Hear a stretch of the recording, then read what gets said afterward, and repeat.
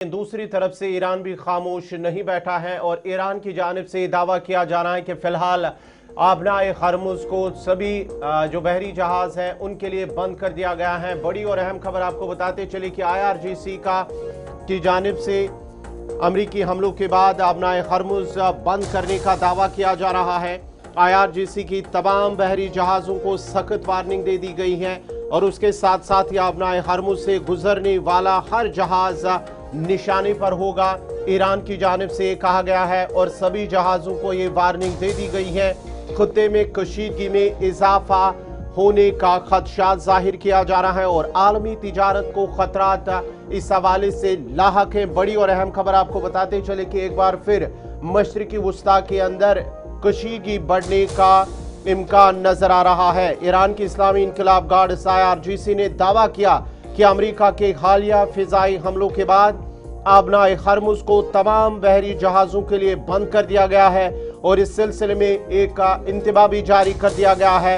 IRGC के मुताबिक आबनाए हरमुज से गुजरने की कोशिश करने वाला कोई भी जहाज मुमकिन तौर पर निशाना बन सकता है। ये बयान ऐसे वक्त में सामने आया जब ईरान और अमेरिका के दरमियान फौजी कशीदगी अपने अरूज पर पहुंच चुकी है और हालिया दिनों में दोनों ममालिक के दरमियान हमलों और जवाबी कार्रवाइयों का सिलसिला जारी है। आबनाए हरमुज दुनिया की अहम तरीन बहरी गुजरगाहों में शुमार होती है, जहां से आलमी तेल और गैस की बड़ी मकदार गुजरती है। इसलिए इसकी मुमकिन बंदिश आलमी तवानाई मंडियों, तेल की कीमतों और बैनुल-अक़वामी तिजारत पर गहरे असरात मुरतब कर सकती है।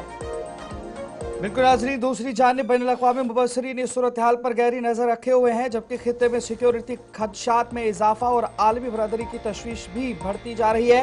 ताहम इस दावे के हवाले से आज़ाद ज़राए से फौरी तौर पर तस्दीक सामने नहीं आई है, जबकि अमरीकी हुकाम की जानिब से भी इस बारे में ताहाल कोई बाज़ाब्ता रद्द अमल जारी नहीं किया गया है। लेकिन इस बीच में जब हम देखें तो पूरा जो मामला है अब फिर से एक बार जोर पकड़ता हुआ दिखाई दे रहा है और इसी पूरे मामले पर हमारे साथ इस वक्त माहिर दिफा है हमारे साथ राजेश आज़ाद साहब, इनसे थोड़ा सा जान कर लेंगे। राजेश आज़ाद साहब बताइएगा, एक तरफ से जहां अमरीकी सदर लगातार ये कह रहे थे कि आप बिल्कुल करीब हैं कि अब एक मुआहिदा तय हो जाएगा, इजराइल को रोकने की कोशिश की गई कि वो ईरान पर हमला फिलहाल रोक दे, तो क्यों फिर डोनाल्ड ट्रंप और उसकी अफवाज ने ईरान पर हमला किया और स्ट्रेट ऑफ हार्मुज को फिर से बंद करने का दावा किया जा रहा है? बताइएगा।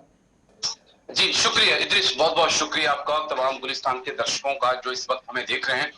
इद्रिस, सबसे बड़ी बात है कि पहले दिन से ही जब से सीज फायर हुआ था हम एक बात कह रहे थे कि ये सीज फायर नहीं है, यहाँ पर ये सीज फायर के बहाने अमेरिका अपने को खुद को खाड़ी के देशों में मजबूत करने में लगा है और ईरान भी खुद को मजबूत करने में लगा है। यानी कि जो सीज फायर का पीरियड था, इस दौरान अमेरिका ने अपनी मिसाइल्स, अपने ड्रोन्स को जो उसके यूरोप में थे उनको खाड़ी के देशों में और अरब सागर में पहुंचाया है, तो इतना हमें मानकर चलना होगा।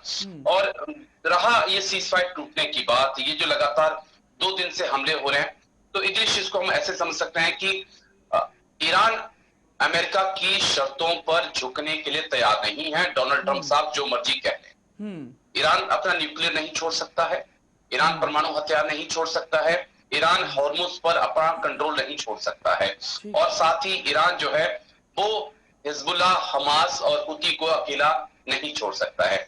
जब ईरान इन चीजों को, इन शर्तों को नहीं मान रहा है तो सीज फायर की उम्मीद करना बेमानी था, गलत था और ऐसा हुआ भी।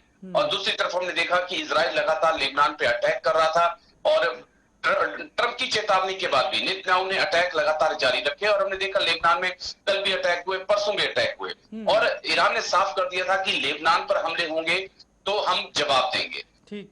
लेकिन ये जो टेंशन बढ़ी है, ये बढ़ी है जब अमेरिका के एक अपाचे हेलीकॉप्टर जिसकी कीमत करोड़ों में, अरबों में है, उसको ईरान ने मार गिराया। जब उसको मार गिराया तो फिर राजेश, एक चीज आपसे जानना चाहूंगा, जिस तरह से ये अब दोबारा से हमला हुआ है, क्या ये माना जाए जो अमेरिका की जानिब से वक्त लिया गया है, ये टाइम लिया गया है कि हम बातचीत कर रहे हैं और ईरान के साथ समझौता होगा, और उसके साथ साथ ही जो वक्त लिया है अमेरिका की जानिब से, क्या ये माना जाए कि वक्त अमेरिका ने अपने स्ट्रेटजी चेंज करने के लिए अपनी जो बेसिस हैं, चाहे कुवैत, बहरीन या दुबई के अंदर, वहाँ पर अपनी जो फौजी फौजें हैं वहां पर तैनात करने के लिए, या जितने भी जो हथियार हैं वो वहां पहुंचाने के लिए वक्त लिया है ताकि दोबारा से ईरान पर हमला किया जा सके? हाँ, बिल्कुल गौर कीजिए सर, जो आपने कहा यही बात है कि ये जो वक्त अमेरिका की तरफ से लिया गया है, इस वक्त का इस्तेमाल अमेरिका ने खाड़ी के देशों में अपनी फोर्सेस को, अपने एयर डिफेंस सिस्टम को और दूसरे हथियारों को लाने के लिए किया है। दरअसल जब फर्स्ट वेव में ईरान की तरफ से हमले किए गए तो अमेरिका इजराइल को अनुमान नहीं था कि ईरान के पास ऐसी ऐसी मिसाइलें हैं जिन्हें रोकना उनके लिए मुश्किल हो गया। तो लगभग 90 जो एयर डिफेंस मिसाइलें खाड़ी के देशों में तैनात की गई थी वो खत्म हो गई थी। और उसके बाद ट्रंप को याद आया कि अब सीज फायर करें, और इस पीरियड के दौरान, ये जो 60-80 दिन का पीरियड है, इस दौरान जो है अमेरिका ने अपनी एयर डिफेंस मिसाइलों को, दूसरे एयर डिफेंस सिस्टम को, उनको खाड़ी के देशों में तैनात किया है। ठीक है राजेश, यहाँ पे थोड़ा सा मैं आपको रोकना चाहूंगा, ये भी जानने की कोशिश करेंगे। अब ये जो पूरा मामला फिर से एक बार तनावपूर्ण होता हुआ दिखाई दे रहा है। इस पूरे मामले पर जब हम जो दुनिया है, विश्व की जब हम तशवीश देखेंगे तो आप इसको किस हिसाब से देख रहे हैं? अब दुनिया किस ओर जा सकती है, क्योंकि महंगाई तो पहले ही बढ़ चुकी है। ये इतिश जो आपने कहा कि दुनिया किस तरफ जा सकती है, ये जो कह सकते हैं कि आर्थिक मंदी या महंगाई की सिर्फ एक ट्रेलर आया है। अभी जो इस वक्त दुनिया में महंगाई दिख रही है ये ट्रेलर है इतिश। आने वाले 6 महीने, 1 साल बहुत गंभीर होने वाले हैं, क्योंकि ये जंग एक अंजाम तक पहुंचेगी। यहाँ पर अमेरिका इस जंग को बीच में नहीं छोड़ सकता है, ईरान अमेरिका की शर्तों को नहीं मान सकता है। तो अगर तेल गैस दुनिया में नहीं पहुंचेगी तो समझिए कि महंगाई बढ़ेगी। अभी तक जो था, तमाम देशों के पास अपने स्ट्रेटेजिक रिजर्व थे तेल के और गैस के, उनका इस्तेमाल कर रहे थे। थोड़ी तो बहुत ही गैस और तेल आ रहे थे, उसका इस्तेमाल किया जा रहा था। लेकिन अब ऐसा इदृश होगा नहीं। तेल, धीरे धीरे तेल और जो गैस के भंडार है तमाम देशों के पास, वो खत्म हो रहे हैं। तो आने वाला जो वक्त है वो बहुत कठिन होने वाला है। चलिए, बहुत बहुत शुक्रिया राजेश आजाद, माहिर दिफा, बात कर रहे थे जिस तरह से अमेरिका और ईरान के दरमियान एक बार फिर कशीदगी बढ़ने का इम्कान जाहिर किया जा रहा है। ताज़ा हमले हुए हैं और इतलात ये भी मौसूल हो रही है कि अब IRGC की जानिब से इंतबा जारी कर दिया गया है कि स्ट्रेट ऑफ हॉर्मुज़ यानी कि आबनाए हर्मुज़ पर किसी भी बहरी जहाज को वहां से गुजरने की इजाज़त नहीं होगी।